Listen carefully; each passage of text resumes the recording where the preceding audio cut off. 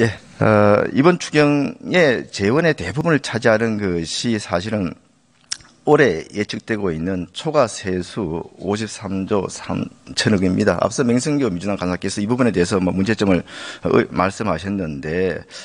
부총님, 이 정도의 그 초과 세수 규모는 작년 그 본예산 편성 당시에 우리 세수 규모의 한 10% 정도에 육박하는 굉장히 큰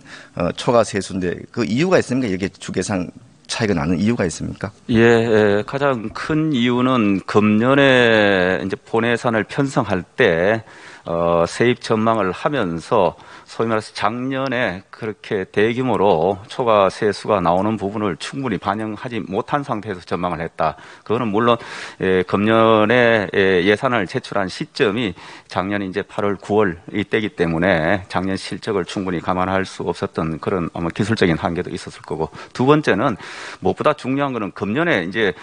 몇 개월 지나면서 보니까 당초 생각했던 것보다 세수 실적이 굉장히 지금 크게 증가한 겁니다.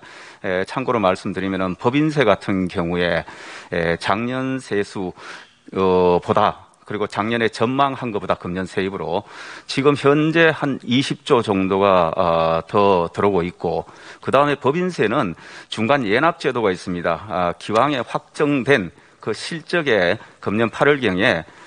또 그거에 50%를 예납하는 제도가 있는데, 그걸 다 해보면은 확실하게 실적으로 잡히는 부분이 지금 30조가 조금 넘게 벌써 잡히고 있다, 초과 세수가.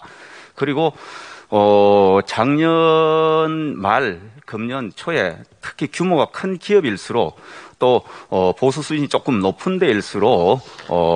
이 특별 상여금 이런 직업이 많아서 근로소득세가 지금 많이 잡히고 있습니다. 거기에는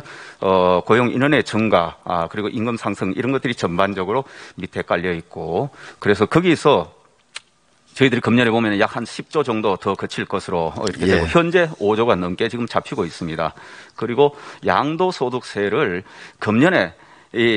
저희들이 전망을 할 때는, 기획재정부 전망을 할 때는 작년보다 굉장히 시장이 침체되고 안정되고 이렇게 해서 양도소득세가 한 14, 5조 정도 지난해보다 적게 잡힐 걸로 생각했는데, 현재 실적이 지난해보다 조금 더 오히려 잡히고 있다. 이런 부분들이 다 어우러져서 53조 정도를 예상하고 있고, 아시다시피 국회 예산정책처도 약 48조 정도의 당초보다 더 초과 세수가 거칠 것으로 이렇게 전망을 하고 있다는 점을 말씀드립니다. 예, 상당히 이례적인 초과 세수 규모입니다만은, 일단 지난 문재인 정부와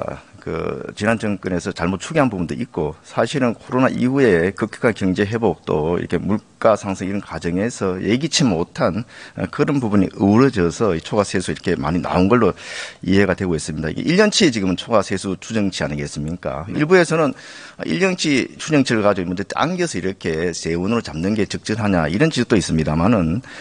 실질적으로 지금 가장 소상공인들 입장에서 봤을 때는 긴급한 지원 자금을 필요로 하고 그렇기 때문에, 사실은 병도 그렇지 않습니까? 이게 가장 필요할 때 약을 제대로 써야지, 이게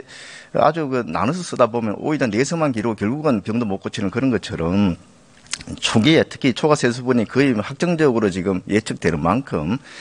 이번에 중에 편성하는 것이 저는 타당하다고 보는데 동의하십니까? 예, 이번에 추경을 제출하게 된 것은